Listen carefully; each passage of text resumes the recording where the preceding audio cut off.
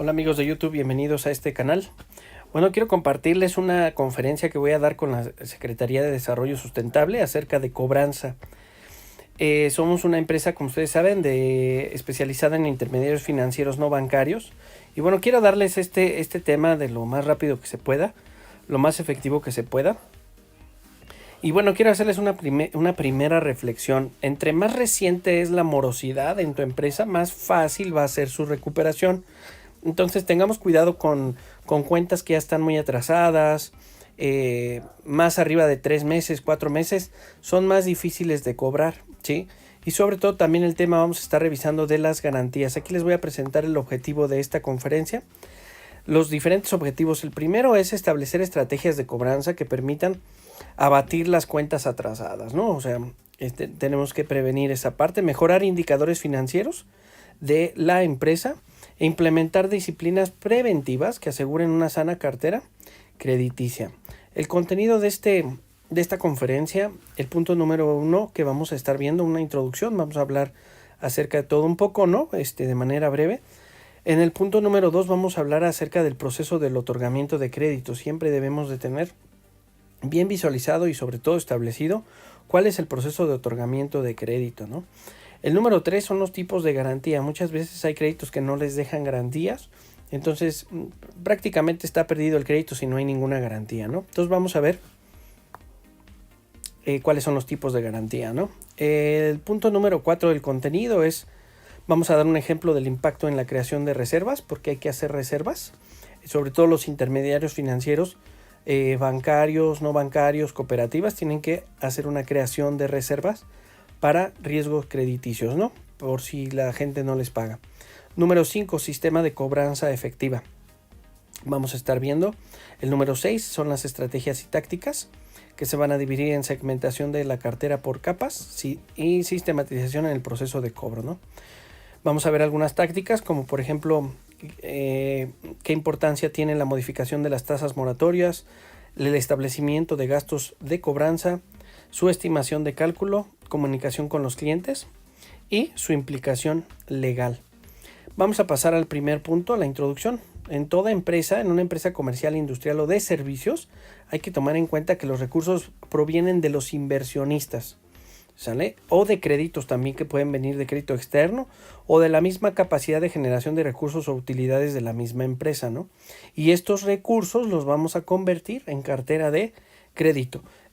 A diferencia que en una empresa financiera, en un intermediario financiero, es importante tener en cuenta que con la adquisición de nuevos clientes o socios estamos en posibilidad de captarle recursos a estos clientes nuevos mediante la captación de su ahorro para poder destinarlos a la colocación de crédito con el propósito de solventar sus necesidades eventuales de dinero. Para que se logre el proceso mencionado, es necesario que se realice la recuperación del dinero en tiempo y forma. Eso es importante. Para sustentar este ciclo financiero y obviamente sustentar a la empresa, ya que de no darse en forma sistemática generará tarde o temprano un desequilibrio financiero en la empresa, ¿no?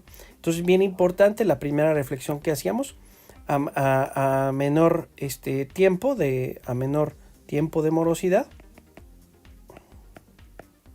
tiempo de mora, mayores son las posibilidades de su cobranza. Entre más vieja es la cobranza, menores son sus posibilidades de cobrarse.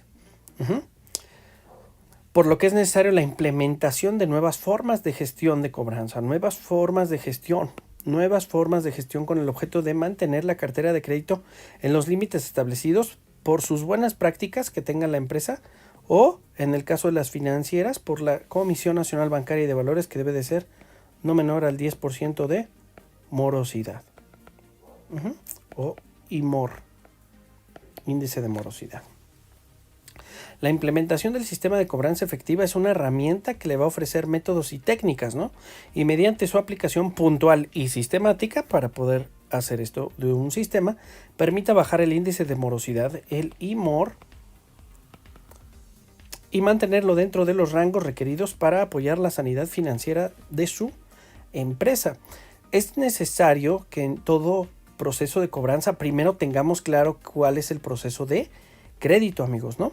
Eso es bien importante, pues si no tienes diseñado, implementado y en mejora continua este proceso, entonces vamos a tener muchos problemas de cobranza. Muchas veces se tienen problemas de cobranza porque no se tiene diseñado, no está implementado y mucho menos está en mejora continua, ¿no? Este proceso crediticio que debería de venir en un manual de crédito, amigos. Las etapas que conlleva el otorgamiento de un crédito, siempre es bien importante la promoción del crédito, y aquí hacemos una reflexión. Toda promoción de crédito debe de tener detrás un diseño estratégico de productos. Cuáles sí se van a ir a crédito y cuáles no. ¿Estamos de acuerdo? ¿Qué tasa, qué plazo, qué monto y qué garantías vamos a dejar? Entonces esto es en una ficha técnica. Nosotros vamos a tener toda esta información porque es bien importante saber qué es lo que vamos a promover. Ahora, tenemos aquí el levantamiento de solicitud. Vamos a poner número 1. Número 2, ya que hicimos la promoción del crédito, ¿qué le estamos diciendo al cliente en la promoción del crédito? Hay que hacer una reflexión. ¿Qué estamos diciéndole?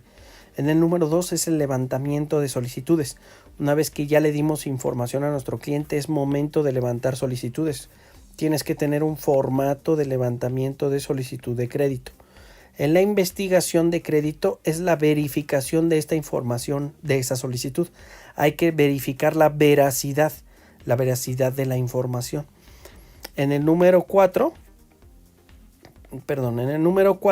tenemos al análisis de crédito. Ya que tenemos levantada la información y está verificada su correcta información, entonces tenemos que hacer un análisis de crédito. Aquí yo les recomiendo, nosotros tenemos un sistema informático automatizado que se llama SAC, Sistema de Análisis de Crédito. En este SAC lo que vemos son las 5 Cs del crédito. Luego voy a subir un material acerca de las 5 Cs del crédito. Pero estos son los elementos mínimos que te van a decir una calificación si pasa o no pasa el crédito. Aquí puedes frenar muchas cartera de crédito morosa desde este punto, ¿ok? No ya desde la cobranza misma, sino antes de haber dado el crédito, debes de estar haciendo una cobranza preventiva. ¿Y cómo lo vas a hacer? Desde la promoción hasta el análisis de crédito. Aquí esta herramienta, este SAC, que es una cosa muy maravillosa que tenemos nosotros, te va a decir si se lo das o no se lo das, así de fácil. Luego, después de la etapa del análisis de crédito, vamos a ver la etapa número 5, que es la resolución de crédito, es decir, si se da o no se da el crédito. Y ya una vez que vemos que sí ya se tiene que dar el crédito, tenemos que ver número 6, la entrega del crédito, obviamente, ¿no?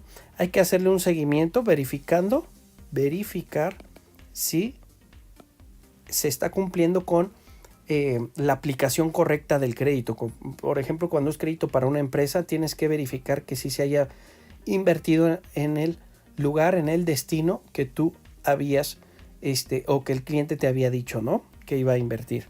Porque si es para un negocio, imagínate que no invierta para los elementos material de trabajo, capital de trabajo, materia prima, entonces se ve mermada la capacidad de pago, ¿no?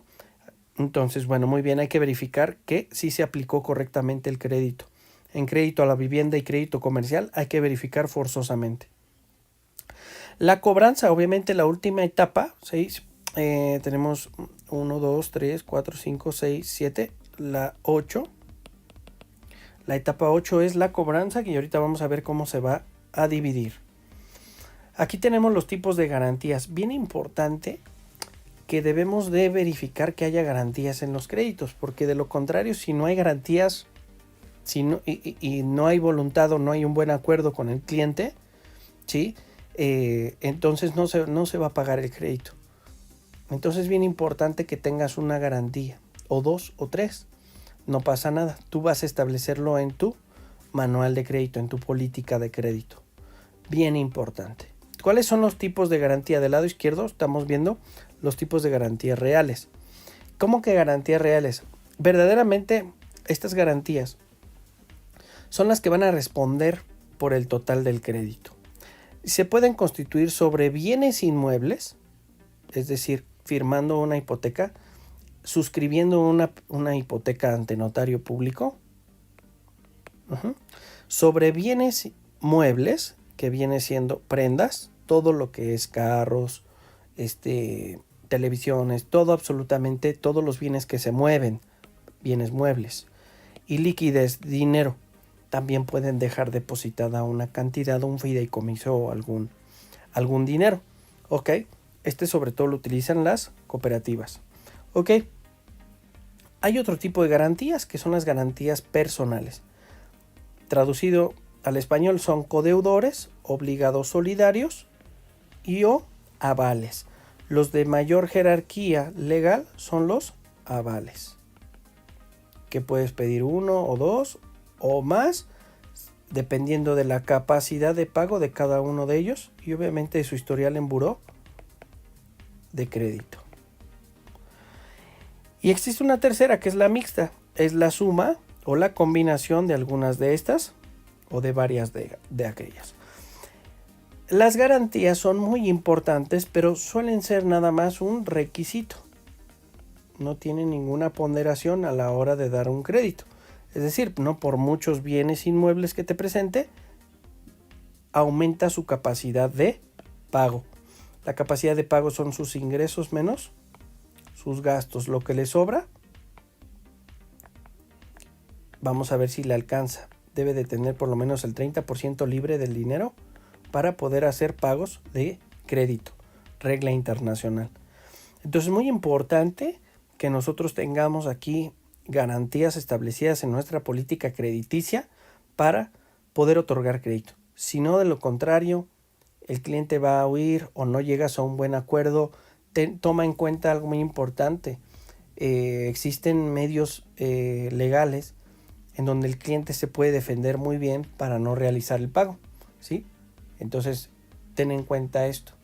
Por ejemplo, si te está demostrando pagos, si te está demostrando voluntad para pagar y tú no llegas a un acuerdo con ese cliente o le quieres cobrar de otra forma, le quieres cobrar el pagaré de manera anticipada y te inventas tú acuerdos que nunca tuviste, entonces vas a tener un gravísimo problema porque no lo vas a poder cobrar. Es inviable cobrarlo y sobre todo si no le pediste garantías ni nada y no le demuestras que no pagó ni nada, no tienes elementos para poder cobrarle a ese cliente. Entonces la parte de garantías, si llegara a un buen acuerdo y un buen contrato, que además está regulado por la Conducef, los contratos, y por la Procuraduría de la Defensa del Consumidor, la Profeco,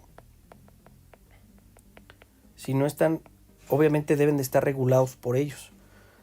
Entonces ten mucho cuidado, tienes que hacerle firmar un buen contrato y un buen pagaré con los elementos mínimos de ley, obviamente, y con una garantía. Si no, está perdido el crédito, amigo. Quiero decírtelo.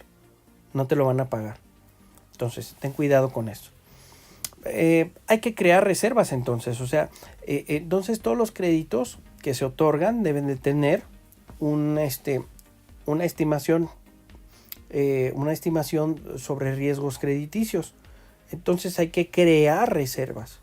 Entonces en el caso de las cajas, de los bancos, de las financieras, deberían de estar reservando porque los créditos que no se paguen, debemos de proteger el patrimonio de la empresa y su sustentabilidad. Debe de seguir avanzando la empresa, no debe de detenerse por la morosidad. Entonces aquí lo que debemos de realizar es la creación de reservas de acuerdo al tipo de cartera de crédito que tú estés manejando. Los 3 tipos de cartera comunes que se manejan son consumo, vivienda y comercial. Consumo, vivienda y comercial. Los que más se les pega en creación de reservas son los de consumo, ¿sí? Porque es más inseguro el pago de los créditos al consumo. Los que van para vivienda están garantizados con una hipoteca. Entonces la creación de reservas es menor que con las de consumo. Y la creación de reservas de comercial también es menor que las de consumo, porque en teoría va para comercio, va para un negocio, va para una empresa. ¿Ok? Entonces aquí el destino del crédito de comercial es para invertir en la fuente principal o en una de las fuentes de generación de recursos del solicitante, ¿no? Del acreditado. Entonces aquí vamos a ver un ejemplo del impacto de la creación de reservas. Entonces tenemos aquí 12 pagos que podrías decir que deberían de ser meses.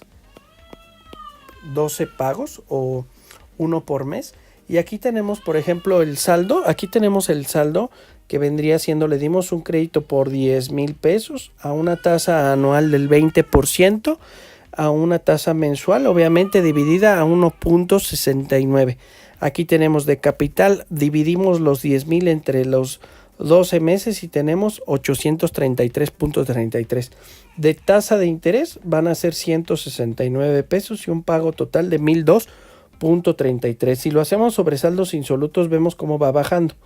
Ok, entonces tenemos un capital de 10,000 pesos y un interés que tendríamos que haber generado de 1,000 pesos al final del crédito. Si bien es cierto, dijimos que la tasa nominal es del 20%, a la hora de ver cuánto realmente recuperamos, cuánto realmente le cobramos de estas tasas, de estos intereses, realmente nuestra tasa fue del 10.99 y no fue del 20.28. Y mensualmente fue del 0.92, no fue del 1.69.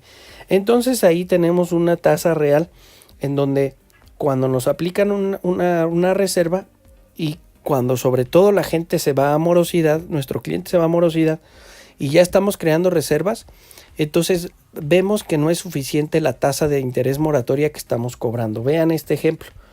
En el pago número 2, imaginemos acá que en el pago número 2 nuestro cliente se atrasa. ¿Cuánto le queda de saldo? 9,166 pesos. ¿Cuánto es el capital que tiene que pagar? 833. ¿Cuánto es el interés que debe de pagar? 154. Pero se atrasó. Le vamos a cobrar un interés moratorio de una tasa X, que generalmente viene siendo el 1.69. Casi siempre es el doble, ¿no? Sí. Ahora, veamos aquí. La tasa moratoria es del 20.88, como había comentado yo acá. Saldo insoluto. El interés moratorio es este. Es decir, ¿cuál es el costo real para tu financiera, para tu empresa? Aquí tengo un ejemplo de una caja. El interés moratorio que vamos a cobrar es de 2 pesos. Pero la ley nos dice, ¿sí? Las restricciones legales nos dicen que para este tipo de créditos, cuando se atrasa en su segundo pago, debemos de reservar el 4%, es decir, sobre el saldo que tenemos atrasado, es decir, una reserva de 366 pesos. Si nosotros si nada más le cobramos este 2.78, tenemos una pérdida por ese atraso de 363 pesos. Es insuficiente este interés moratorio que le estamos cobrando a nuestro cliente. Peor aún, si nos vamos al pago número 3 con atraso de 33 días, el saldo insoluto es de 8,333, pero ya se atrasó 3 veces, ¿no? Su pago es de su interés normal que le teníamos que haber cobrado es de 140 pesos, ya le estamos cobrando ahora 18 pesos de gastos de cobranza, pero imagínate que no tienes establecido gastos de cobranza. Entonces la pérdida sería de 2,481 pesos porque cuando se atrasa en el tercer pago nuestro cliente o ese grado de morosidad de 33 días, la ley nos exige que reservemos 30%, es decir, 2,500 pesos y nada más le cobramos 18 pesitos de interés moratorio. Y aparte no tenemos nosotros gastos de cobranza establecidos. Entonces tenemos una pérdida en ese crédito de 2,481 pesos.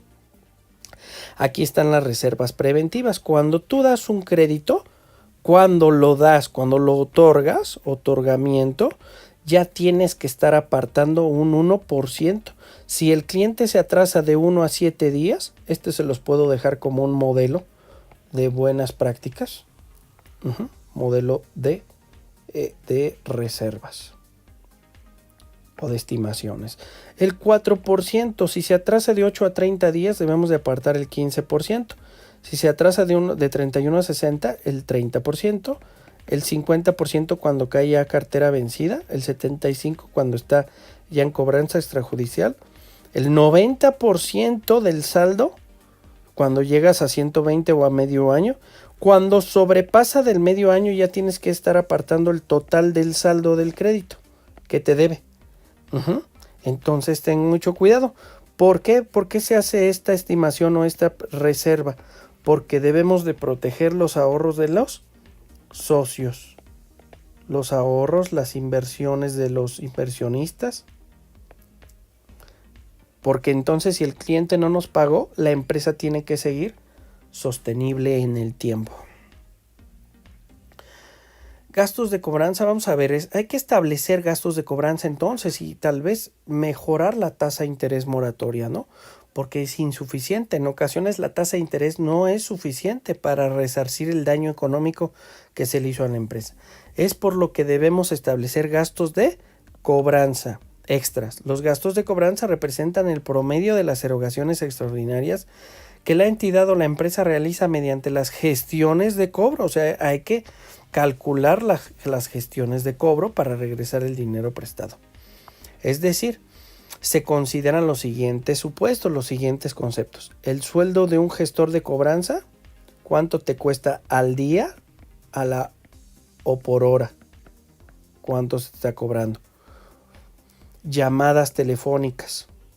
¿Cuánto cuestan las llamadas telefónicas? Los traslados a domicilio, la gasolina, los combustibles, el desgaste del transporte, del uso del transporte, el uso de la computadora, papelería, impresión de estados de cuenta, impresión de cartas, impresión de comunicados, manejo de expedientes, viáticos extraordinarios por el gestor de cobranza y gastos extraordinarios por gestiones de cobro, porque a veces no lo tienes que visitar una vez, sino varias veces. Entonces hay que establecer aquí un costo para establecer el gasto. La comunicación con los clientes se debe de enviar previamente avisos. Si tú no haces esto de enviar avisos ni nada, entonces no lo vas a poder cobrar. No hay gestión de cobranza. A todos los clientes, indicando a partir de qué fecha entrará en vigor las nuevas condiciones crediticias. Además, colocar anuncios o folletos en las sucursales de las nuevas condiciones de los créditos. ¿Cuáles condiciones? El establecimiento de gastos de cobranza. Hay que poner énfasis que el mantenerse al corriente en sus pagos no tendrá ningún efecto en su crédito. Siempre hay que darle un mensaje positivo a los clientes, ¿verdad? Cuando la morosidad es vieja, aquí les voy a establecer alguna serie de estrategias, amigos. Cuando la morosidad es vieja es muy difícil el hacer efectiva tu recuperación, pero cuando la morosidad es reciente se vuelve más fácil el cobrar. Por lo tanto, hay que segmentar la cartera de crédito y hay que sistematizar el proceso de cobro. Vamos a ver qué es el RIP. El RIP es una herramienta de cobro que se llama recordatorio, insistencia y persecución.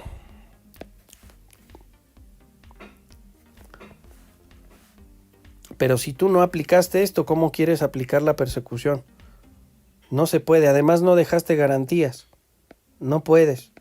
Además, hay voluntad para pagar, pero tú no te pones de acuerdo, tú no le dijiste un buen contrato, estás violando tú tu propio contrato. No se puede. No se puede, es incapaz, es inviable cobrar algo que no hiciste desde aquí. Es totalmente inviable. ¿Cómo se hace la segmentación de la cartera de crédito por capas? Divídelo conforme a la otra tabla que te había mostrado. De 1 a 7 días, ¿cuánto dinero tienes atrasado? De 8 a 30 días, ¿cuánto dinero tienes en saldo atrasado de tus clientes? De 30 a 60 días de atraso, ¿cuánto tienes? De 60 a 90, ¿cuánto tienes? Y de más de 90 días, ¿cuánto tienes? Si tú haces esto, entonces vas a poder sistematizar. ¿Qué vas a hacer cuando tengas ya dividida tu cartera de crédito? Entonces ahora automatízalo o sistematízalo. La llamada telefónica es el recordatorio. De 8 a 30 días ya visítalo con carta. De 30 a 60 días de atraso ya visita a la valía al cliente. De 60 a 90 ya hazle un aviso extrajudicial y de más de 90 es una acción de tipo judicial. Así que, bueno, muy bien amigos, yo les voy a preparar otra serie de elementos, de programas para que ustedes vayan sistematizando su cobranza, ¿no? Y toda la parte financiera. Así que soy su consultor de negocios, Edgar David Pineda.